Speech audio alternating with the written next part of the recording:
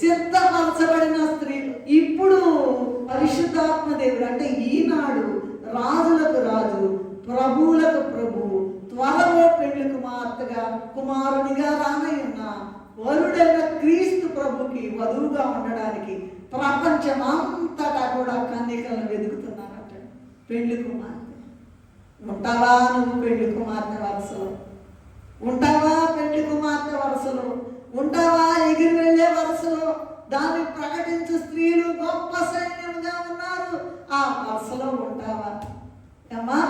ఆనాడు హేగే సిద్ధపరిచినట్లుగా ఈనాడు పరిశుద్ధాత్మ తండ్రి మనందరినీ కూడా సిద్ధపరుస్తున్నారు.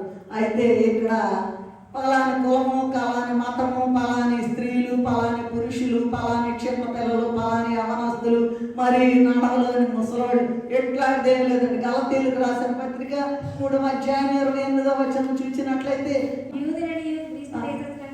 గ్రీసు దేశస్థుడని లేదు, లేదు, లేదు.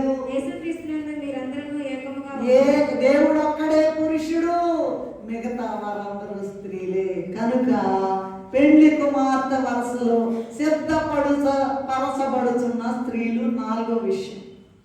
5వది ఏంటంటే రోదనము చేయు స్త్రీలు. రోదనము చేయు స్త్రీలు ఇర్మియా గ్రంథము 9:17 చూసినట్లయితే రోదనము చేయి స్త్రీలను కనుగొనుడి, వారిని పిలువనప్పుడి, వారు త్వరపడుచు రోదనతోని చేయవలెను.